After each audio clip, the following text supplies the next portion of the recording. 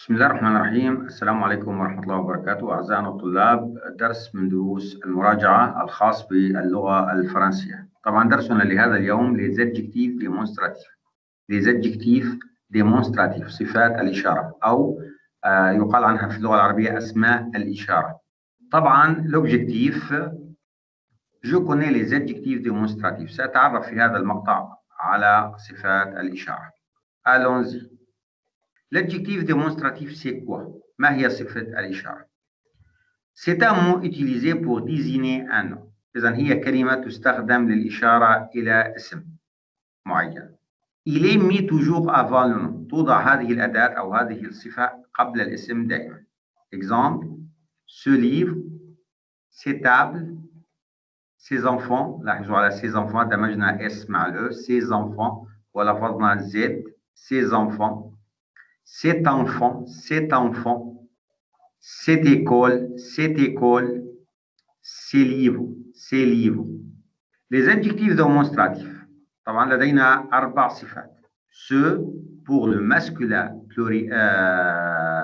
singulier للاسم المذكر المفرد masculin singulier. Cet pour le féminin singulier للاسم المفرد المؤنث المفرد. C'est pour le nom masculin féminin pluriel للاسم المذكر أو المؤنث الجمع. ولدينا set تي واحدة pour le masculin singulier للاسم المفرد المذكر commençant par une voyelle ou un H muet. تستخدم للاسم المذكر الذي يبدأ بحرف صوتي أو H muet. L'adjectif démonstratif. Il désigne des choses ou des personnes présentes proche أو lointain. تشير صفة الإشارة تشير إلى أشياء أو أشخاص موجودة قريبة أو بعيدة.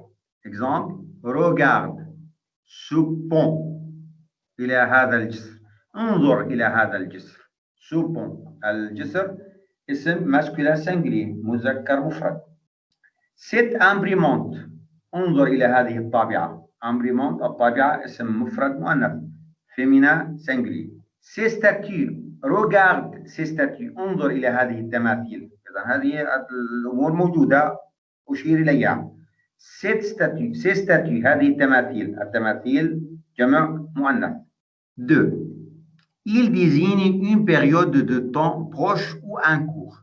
تشير إلى فترة زمنية قريبة أو حالية يعني تجري الآن بهذا المعنى. Exemple, ce matin هذا الصباح. Cette semaine هذا الأسبوع. Cet été هذا الصيف. طبعا الصيف مفرد مذكر يبدأ بحرف صوتي. semaine الأسبوع اسم مفرد مؤنث. matin الصبح مذكر استخدمنا ce. Nota bene ملاحظة. On ajoute si pour marquer le proche. نضيف si الظرف si نضيف هذه الكلمة. لاحظوا بعد الاسم المشار إليه الإشارة pour marquer le proche الإشارة للقرب يعني هذا الشيء قريب يعني قريب مني بهالمعنى. ce mois-ci هذا الشهر يعني المقصود هذا الشهر. بينما on ajoute là لاحظوا on ajoute là بينما إذا أضفنا là pour marquer l'éloignement للإشارة للبعد. ce mois-là ذاك الشهر. إذا لاحظوا هذا اسم إشارة الاسم وضعنا شحطة لا فهنا البعد ذاك الشهر. بينما إذا وضعنا سي فمعنى المقصود هذا الشهر الآن الحالي. cette année-là تلك السنة. cette année-ci هذه السنة. cette année-ci. On peut ajouter là-bas ويمكننا أن نضيف كلمة là-bas pour marquer l'éloignement للإشارة للبعد أيضا. Exemple, ce monument هذا الصرح فاصلي là-bas هناك c'est l'opéra إنه الأوبرا. هذا الصرح هناك. إذا كلمة là-bas بمعنى هناك. هذه هي أسماء الإشارة. الآن exercice. choisissez la bonne réponse. اختر الجواب الصحيح. إما ce طبعا للمفرد المذكر. cette تي واحدة لاحظوا مفرد مذكر ولكن يبدأ بحرف صوتي، إذا لدينا هذه الصفتان للاسم المذكر، واحدة للمذكر العادي أما الثانية للمذكر الذي يبدأ بحرف صوتي. ست للمفرد المؤنث حتى لو كان يبدأ بحرف صوتي. سي للجمع المذكر والمؤنث. Exemple. À qui sont affaires؟ À qui sont affaires؟ لاحظوا affaires لها اس، مجرد أن وجد لها اس وعلامة الجمع فإذا بمعنى جمع، فإذا سنضع سي. إذا à qui sont ces affaires؟ لمن هذه الأغراض؟ ستيلو، ستيلو قلم، طبعا القلم مذكر. رجل المسطرة، رجل المسطرة اسم مؤنث، فإذا هنا سنضع سو بينما هنا سنضع ست.